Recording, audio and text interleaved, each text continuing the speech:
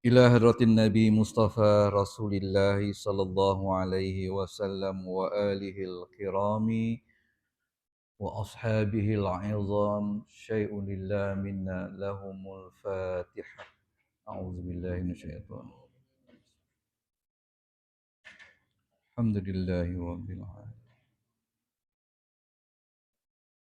إياك نعبد ونستعين صراط الذين أنعمت عليهم غير المغضوب عليهم ولا الضالين. آمين. بسم الله الرحمن الرحيم. الحمد لله رب العالمين والصلاة والسلام على أشرف الأنبياء والمرسلين وعلى آله وصحبه أجمعين. اللهم افتح علينا حكمتك وانشر علينا من خزائن رحمتك يا أرحم الراحمين والحمد لله رب العالمين. Assalamualaikum warahmatullahi wabarakatuh. Innal hamdalillah asyhadu an la ilaha illallah wa asyhadu anna Muhammadan abduhu wa rasuluh. Allahumma salli ala sayyidina Muhammad wa ala alihi wa ashabihi wa man da'a bi da'watihi ila yaumil qiyamah la raiba fihi. Subhanaka la ilma lana illa ma 'allamtana innaka antal alimul hakim wa la haula wa la quwwata illa billahil aliyyil azim.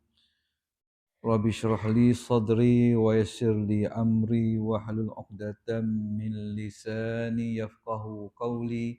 Rabbi yassir wa la tu'asir ya karim bi rahmatika ya arhamar rahimin. Radina billahi rabba wa bil islami dina wa bi Muhammadin sallallahu alaihi wasallam nabiyya wa rasula. Assalamualaikum warahmatullahi wabarakatuh. Yang saya kasihi Tuan Pengurusi Surau kita, Barisan Jawatankuasa Pengurusan dan Pentadbiran Surau, Tuan Imam, sidang jamaah yang hadir bersama pada malam ini, mudah-mudahan kita sentiasa dirahmati Allah Subhanahu wa taala dan diberikan kita kekuatan untuk kita menambahkan lagi ubudiah kita kepada Allah Subhanahu wa taala. Lepas maghrib ni kita ambil masa sedikit sehingga Isyak untuk kita berkongsi kitab yang kita baca, baru kita baca saja malam ni, hadis yang kedua di bawah tajuk kelebihan bekerja. Kerja ni satu perkara yang tak lepas pada kita lah. Mudah-mudahan ada manfaat dia. Tak dapat banyak pun nanti kita dapat sedikit pun jadilah. Perkara-perkara yang dibincangkan di sini dapat kita fahami dan akhirnya dapat kita amalkan. Bismillahirrahmanirrahim. Daripada Abu Hurairah radhiyallahu anhu katanya, Rasulullah sallallahu alaihi wasallam bersabda, Man talaba dunya halalan istighfafan 'anil masalati wa sa'ya ala ahlihi wa ta'attufa ala jarihi ba'athahu Allahu yaumal qiyamati wa wajhuhu kal qamar lailatul badr. Wa man talaba dunya halalan mukathiran mufakhiran muraiyan laqiyallahu ta'ala yaumal qiyamah wa huwa alaihi ghadban.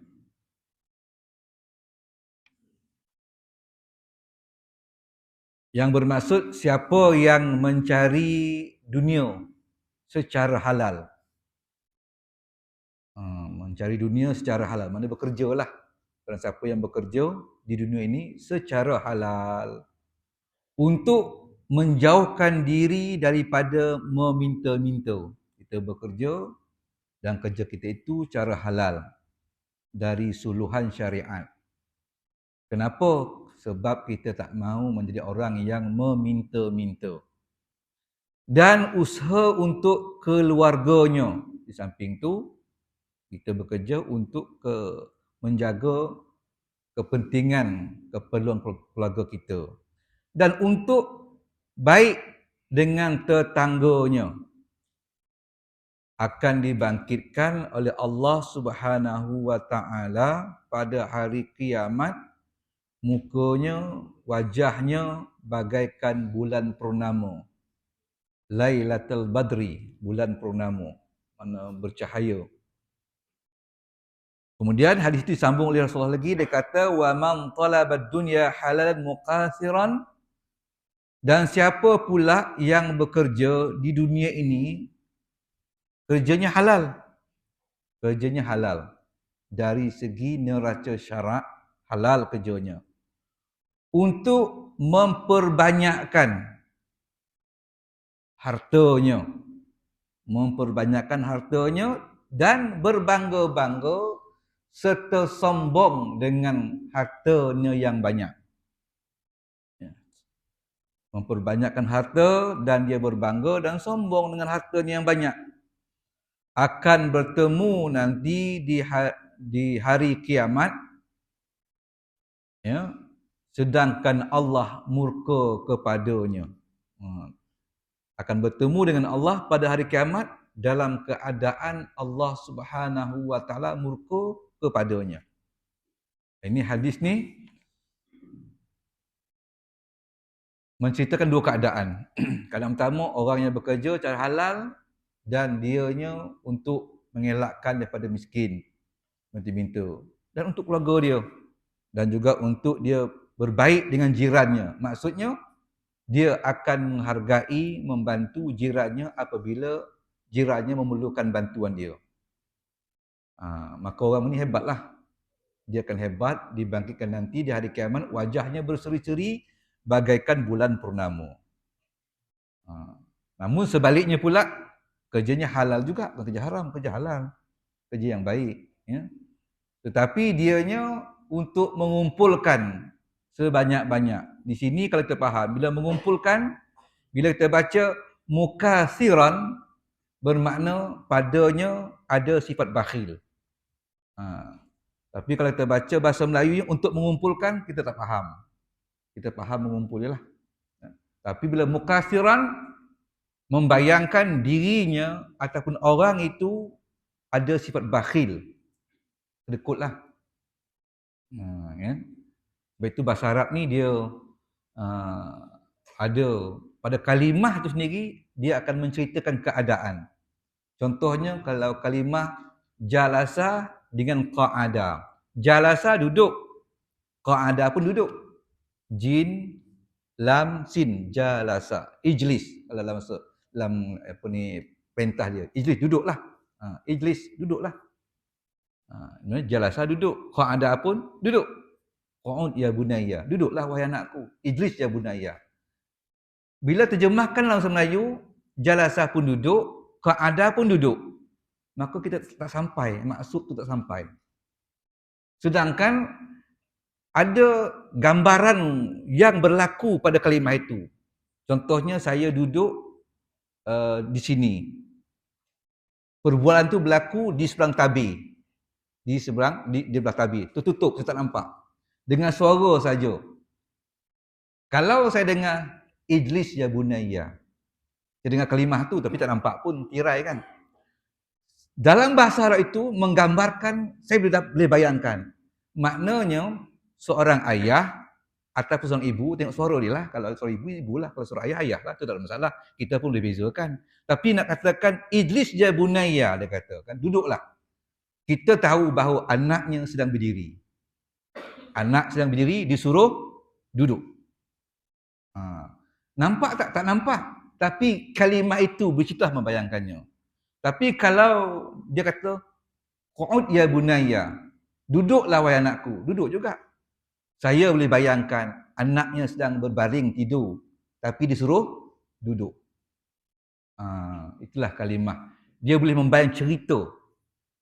Itulah hebatnya bahasa Arab. Itulah Al-Quran kaya dengan dia punya ilmu-ilmu balaghahnya. Dia akan jumpa lagi. Jadi di sini dia kata mukasiran, mana kita tahu dia orang yang bakhil. Tapi kat sini dia kata kerja mengumpulkan mencari dunia untuk memperbanyakkan. Kalau memperbanyakkan bagus. Tidak salah pada syarak. Kenapa pula Allah murka kepada dia? Jadi kita tak faham nanti. Kalau membanyakkan harta, memang kita disuruh kita banyakkan harta. Nak pergi Mekah kena banyak harta tuan-tuan. Lagilah sekarang ni kalau memohon untuk pergi berapa je? 30,000 kan? Tak ada lagi apa subsidi dah. Kalau sekiranya dia memohon, lepas tu merayu dapat, bayarlah penuh. Lepas tu suami macam saya dah pergi haji, nak temankan isteri saya pun kena bayar penuh. Tak ada can lagi dah. Maknanya kena kumpulkan jugalah. Ayah saya gaji dia RM380. Akhirnya dia dapat pergi Mekah bawa mak saya. Masa tu ingat lagi, dia perlu masa tu 6,000. Dua orang 12,000 lah. Dia kumpulkan, banyakkan sampai cukup. Disalahkah dalam syariat memperbanyakkan tu, mengumpulkan itu? Tak salah. Memang kita disuruh untuk menyimpan, mengumpulkan. Jadi situ. Tapi bila kita mukasiran, kita faham dia seorang yang bakhil. Jadi barulah kena kepada di hujung ayat dia kata wa huwa alaihi ghadban, maka kepadanya Allah akan murka. Baru kena.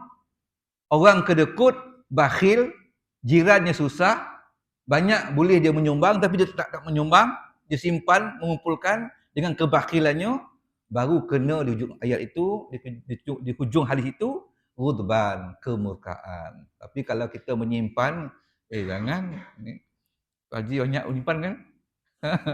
Menyimpan, semua orang menyimpan ni, saya pun menyimpan juga. Cikgu lagi banyak menyimpan. Cikgu yang tengok orang cikgu. Cikgu lagi banyak menyimpan. Cikgu lah berpencen.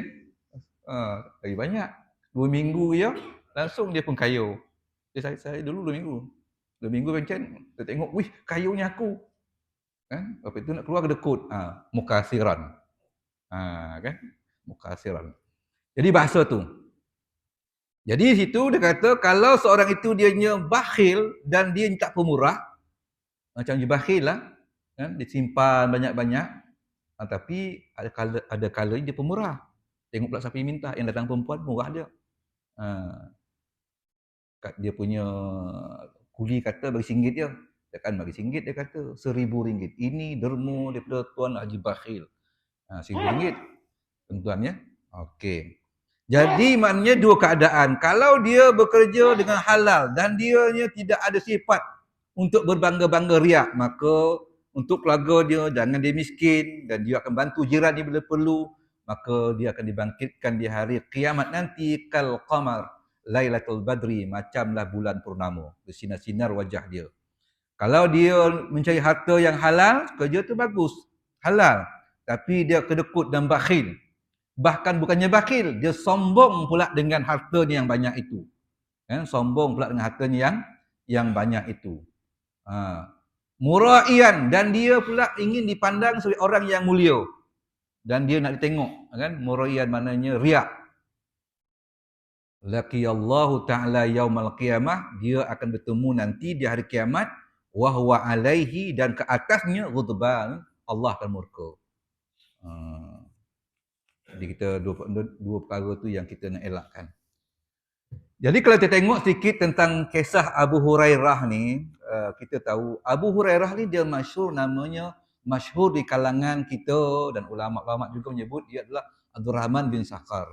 Masyhur nama dia. Tapi walaupun begitu, ada juga orang berpendapat dia ni adalah Ibnu Ghanam ataupun Ibnu Amir. Ada pendapat macam dia Ibnu Amir, ada pendapat katakan dia Ibnu Ghanam. Tapi yang masyhur, yang kita baca, banyak kitab jumpa, bila tengok siapa dia Abu Hurairah, maka Abdul Rahman bin Sakhar. Baik. Abdul Rahman bin Sakhar ni dia kata, ini nama dia setelah Islam.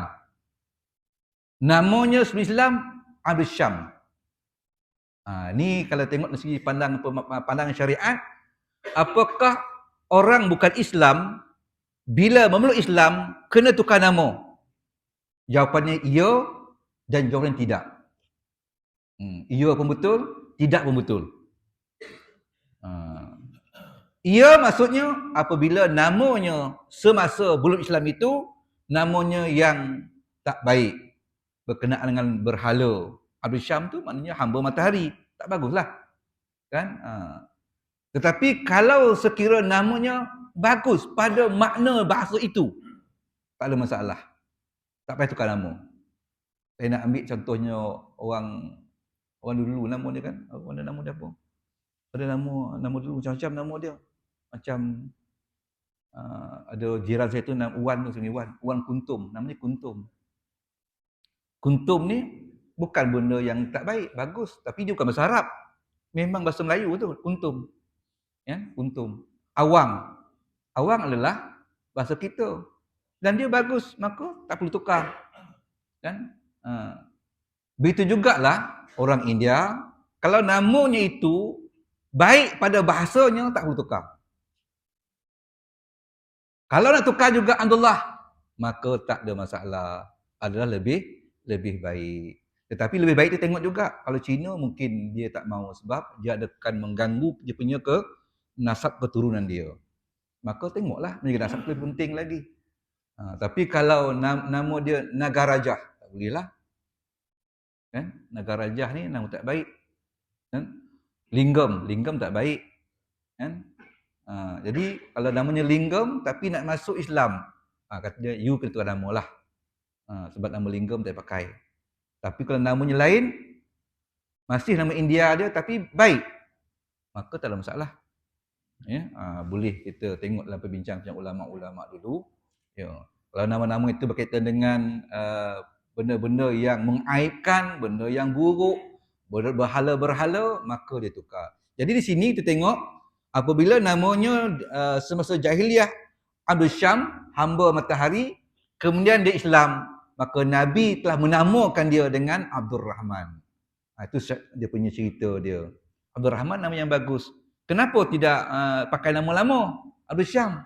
Sebab nama itu yang tak baik, hamba matahari, tak bagus. Maka syariat kata tukar nama. Maka Nabi pun tukar nama kepada Abdul Rahman bin Sakar. Tetapi oleh kerana dia ni suka sangat bermain anak kucing, kan? Maka dianya diberi gelaran oleh Nabi dengan Abu Hurairah, bapa anak kucing. Ya?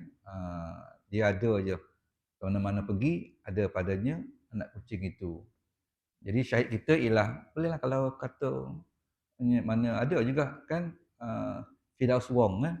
Dia tukar nama. Wong tu nama ayah dia. Firdaus tu nama dia. Tapi ada juga kan, yang tidak tukar. Ridwan T. T tu dia punya keluarga dia. Ridwan tu nama dia. Jadi mana? Tapi kalau cantik nama dia dalam Cina cantik, tak ada salahnya, maka boleh. Tidak ada masalah. Ya. Baik. Tapi kalau bin Abdullah, katalah ayah dia, kan? Bin Abdullah. Dalam kalau buka dalam kitab dalam kitab fiqh kita, begitu juga. Ya. Dia tak ada masalah. Tapi kita lebih menggalakkan dia kepada bin Abdullah. Kerana nama itu nama yang digalakkan. Tapi kalau tak bertukar, ada sebab-sebab dia, maka dan cantik nama itu, syariat tidak ada halangan. Baik, Abu Hurairah ini dianya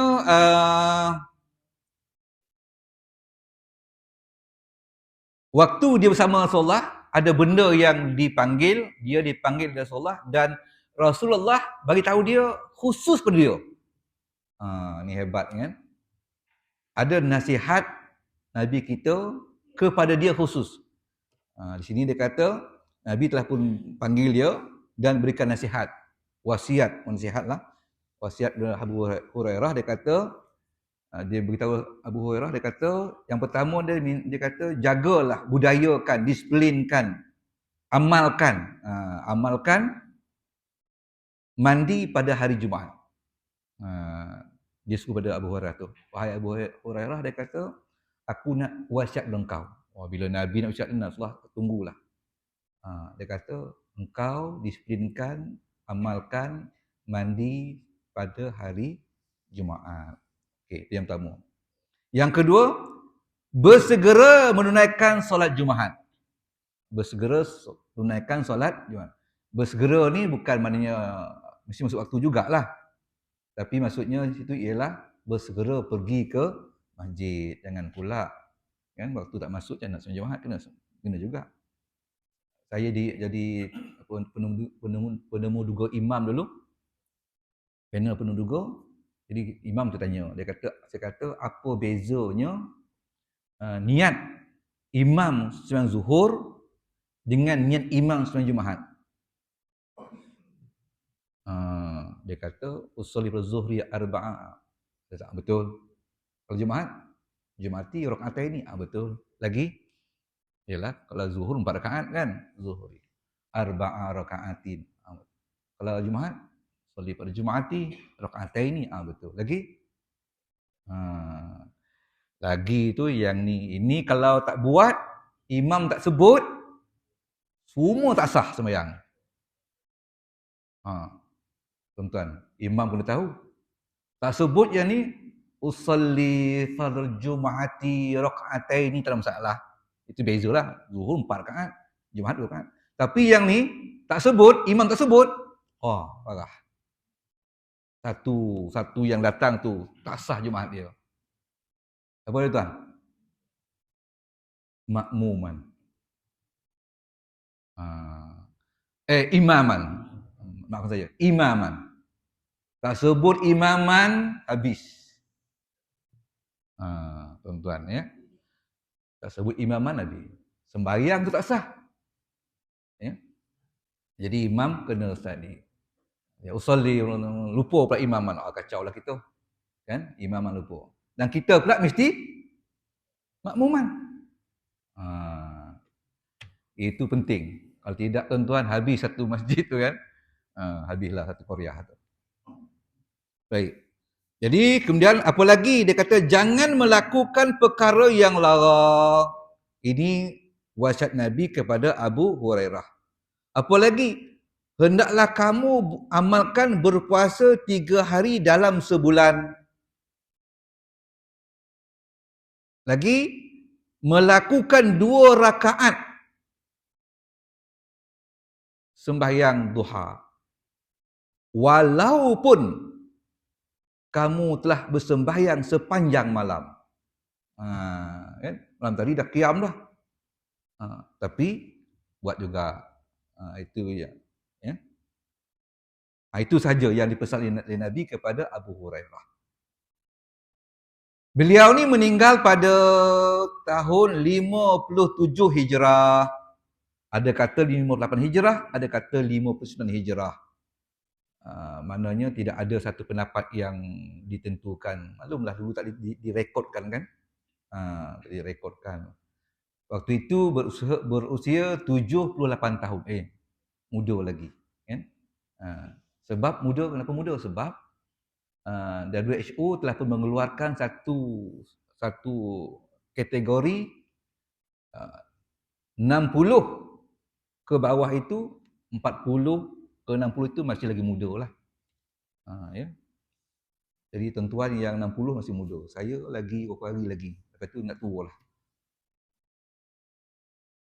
Baik, saya tak ambil punya hadis, cuma saya nak ambil bahawa hadis ini ada diambil sokongan-sokongan daripada ayat Quran.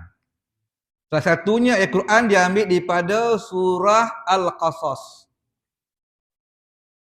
Wabtaghi fima ataqallahu darul akhirah wala tansa nasibaka minad dunya wa ahsin kama ahsanallahu ilaika wala tabghil fasada fil ardi innallaha la yuhibbul mufsidin. Tuan-tuan sekalian, ayat ni kalau tengok, tadi kita baca bahasa Arab sikit kan tentang kalimah tu sendiri, wabtaghi fima ataqallahu darul akhirah. Dalam mencari akhirat, Allah guna kalimah wabtaghi. Tapi dalam bab dunia dia kata wala tansa nasibaka minad dunya, tansa pula. Kenapa tak gunakan wabtaghi fima ataqallahu darul akhirah? sambung lagi wa minad dunya ataupun wabtari nasibaka minad dunya. Wabtari lain, ya. Wabtari ini artinya satu yang kita lakukan bersungguh-sungguh dengan sengaja. Maknanya kena buat sungguh-sungguh dan sengaja buat. Dan dianya tak putus-putus. Dalam perkara fima ataqallah, pada apa yang telah pun diperintahkan, disuruh, diarahkan, didatangkan kepada kamu. Maknanya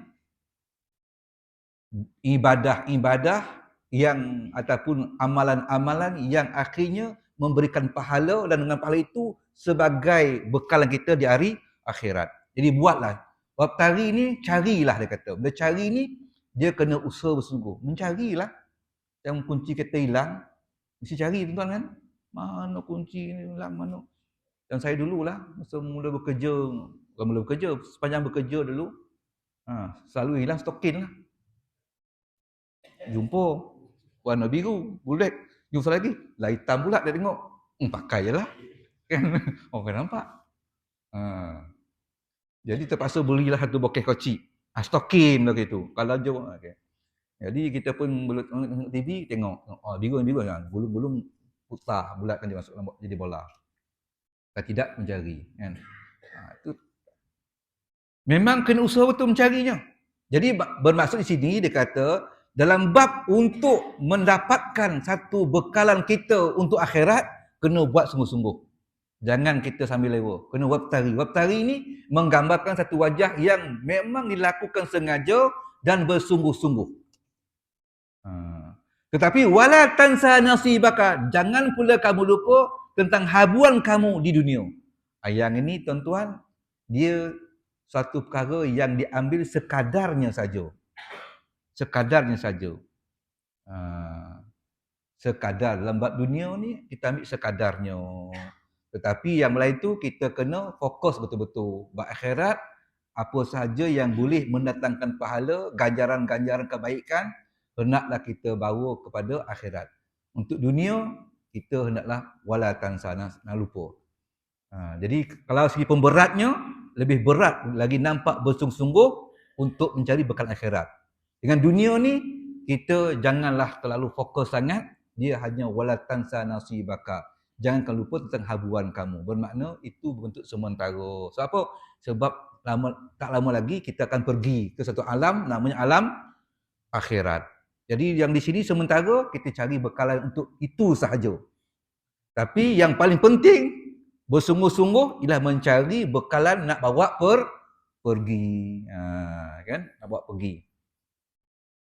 Ini satu ayat Quran. Jadi ayat Quran ini menggambarkan bahawasanya dalam bab bekerja itu disuruh kita bersungguh-sungguh. Wabtari itu bersungguh, buat kerja bersungguh-sungguh. Baik, kalau kita lihat ayat yang lain, surah Al-Mulk yang kita selalu baca, huwallazi ja'ala lakumul arda zalulan famshu fi manakibiha wa kulu min rizqi wa ilaihin nusyur. Dialah yang menjadikan bumi bagi kamu mudah digunakan. Bumi ni mudah digunakan berarti dianya suatu yang sangat membantu kita, sebab tu tasghir. Allah menjadikan bumi ini untuk kita tasghirkan dia. Apa tasghir? Dalam Quran tersebut dia kata untuk kita dapat mempergunakan dia. Menggunakan. Jadi dunia ni memang mudah, kan? Permukaan dia, kan? Boleh, kalau gunung pun boleh terdaki, kalau lautan pun boleh kita naik sampan, udara pun ada alat dia boleh terbang. Semua tu dipermudahkan. Maka berjalanlah di merata-rata curug rantaunya.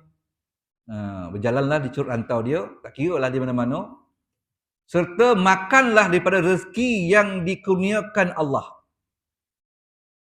Makanlah rezeki yang wa kulu mir rizki, dan makanlah daripada rezeki yang bila sebut rezeki ni wa kulu mir rizki, bila sebut rezeki bermakna ada dua benda. Itu dipanggil rezeki, tuan-tuan. Wa kulu min rizki. Dan makanlah apa yang telah direzeki oleh kamu. Disebut rezeki ada dua benda. Pertama, dianya halal. Kalau haram ke rezeki. Melintang babi kan, oh alhamdulillah rezeki kita tak lah. Jual lah, dapat duit. Duit tu pun tak rezeki. Ya? Duit tu pun bukan rezeki. Nampak duit. Kita jalan-jalan jumpa seikat 5,000. Tapi bukan kita punya. Pun bukan rezeki. Oh alhamdulillah rezeki kita hari ni dapat sikit 5,000 No, bukan rezeki. Sebab rezeki tu mesti ada halal. Betul. Wa kulu min rizki, makanlah yang direzekikan kepada kamu. Cara nak dapatnya mesti halal. Mesti halal. Wa kulu min rizki. Ya? Dan yang keduanya, ia tidak memudaratkan. Ia tidak memudaratkan. Halal, tidak mudarat. Itu baru rezeki. Jumpa duit selungguk, bukan rezeki tuan-tuan. Ini nak cerita ni kan, adik ipar saya. Adik ipar saya dapat satu projek. Rumah tu nak dibaiki. Rumah tu nak dibaiki lah. Sebab orang yang rumah tu bukan rumah milik, tapi rumah atas jawatan. Rumah atas jawatan. Macam saya lah pengetua saya ada rumah dulu pengetua tu. Masa saya di Itkon tu, kan? Masa Itkon, kali pertama dulu memang saya duduk di Itkon lah. Bila saya masuk tahun 2016, saya masuk kali kedua, saya dah duduk sini dah. Saya duduk sini 2010. Saya lah rasanya orang paling lambat saya datang sini kot. 2010 duduk. Baru 13 tahun, 14 tahun di sini. Tuan-tuan sekalian. Jadi maknanya bila saya pindah ke Terengganu sampai 2011 sampai 2015, 2016 dipindah ke Itkon balik.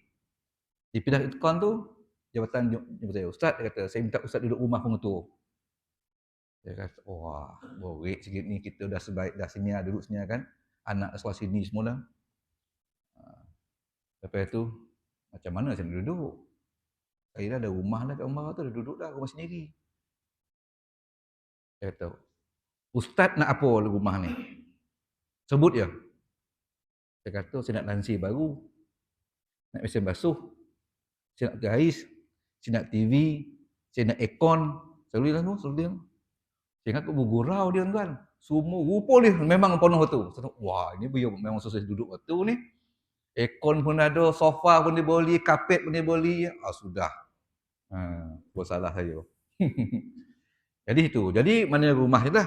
Bukan rumah saya. Rumah kena jawatan kan. Ni adik saya dapat projek hiasi rumah tu pak orang lain nak masuk. Jadi sebelum bos ni masuk, bos lama dah keluar, bos nak masuk, rumah tu dibaiki. Jumpa atas siling tu. Sebab atap tu bocor kena bagi jumpa siling. 3 guni duit je. Duit 3 guni. Ya. Rezeki ke? Tak rezeki. Tak rezeki. Sebab rezeki itu dua, halal dan tidak memudaratkan. Kalau yang ambil pun mudarat tak? Mudarat. Akan dibakar oleh api neraka. Dia pun, hello bos lama. Hello bos lama. Oh iya kau? Datang dia orang kereta dia ambil 3 guni tu. Ya, itu. Saya kata dengan adik pasal, kau pula tak minta cukai dengan dia. Janjilah deal kau. Ni apa ni duit 3 guni lah. Kau ambil 2 guni, saya 1 guni. Boleh tak? Rezeki. Wa kulu min rizki. Bila Allah suruh makan, tentu nak makan tu rezeki. Dan rezeki tu dua benda, halal dan juga tidak mudaratkan. Jadi maknanya memang bersungguh-sungguhlah nak cari rezeki yang halal, kena dimulai dari halal. Ya, barulah Allah suruh kita makan rezeki yang wa ilaihin nusyur, dan kepadanya lah kita akan dikembalikan. Ada ayat Quran menggambarkan kita tentang kerja. Baik. Saya nak langkau sikit. Hadis pun banyak juga tentang bekerja ni. Ya, cuma ada satu cerita sebelum habis saya nak baca cerita ni. Okey. Cerita ni daripada Nasir bin Yahya. Berkata bahawa Nabi Daud AS biasa keluar dengan menyamar. Nabi Daud ni keluar menyamar ya. Lalu bertanya kepada orang tentang kelakuannya. Dia menyamar, dia tanya kepada orang, macam mana kelakuan Nabi Daud? Sedangkan dia Nabi Daud. Maka pada suatu hari malaikat Jibril merupakan diri sebagai anak Adam. Jibril merupakan manusia. Sehingga ditegur oleh Nabi Daud, "Hai pemuda, apakah pendapatmu tentang Daud?" Jawabnya, "Sebaik-baik hanya ada satu sifat yang kurang baik." Dia kata semua baik, satu je tak baik. Ditanya, "Apakah yang tak baik tu?" Jawabnya, "Ia makan dari Baitul Mal. Padahal tiada seorang hamba yang disayangi oleh Allah lebih daripada orang yang makan hasil tangannya sendiri." Nabi Daud waktu tu dia ambil gaji daripada tumal. Kan? Tapi dia kata yang paling Allah sayang ialah orang yang makan daripada hasil tangan dia sendiri. Maka kembalilah Nabi Daud ke mihrabnya sambil menangis memohon kepada Allah keampunan dan ajarkan kepadanya usaha untuk bagaimana untuk dia dapat bekerja dengan sendiri. Sehingga dia kata, "Wahai Allah, sehingga saya tidak lagi mengambil belanja daripada Baitul Mal."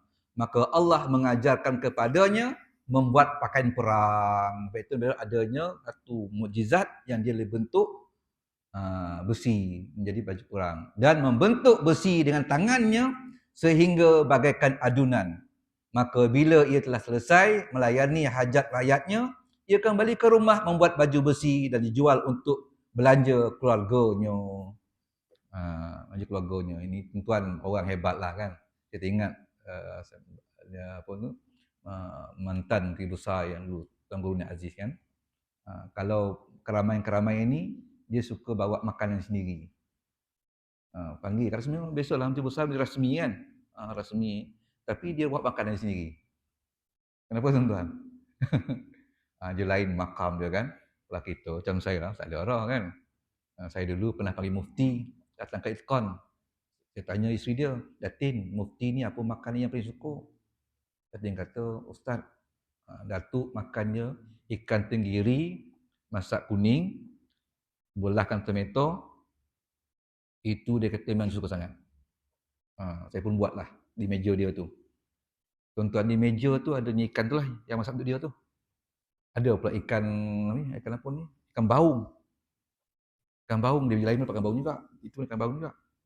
Saya tengok tak usik ikan baung lah. Ikan tenggiri tu aja usik. Lada besar dibelahkan, tomato ada. Saya tengok je, saya kata betul lah Tok Mufti ni. Memang dia makan ikan tu dia tak usik. Tuan-tuan. Hebat kan. Jadi kalau masjid ni lah kau panggil lah besok, kau panggil mantan kita kan. Itulah lauk yang paling kegemaran dia. Yang saya dapat daripada Datin. Memang terbukti depan saya makan dengan meja dia makan memang tak usik tuan.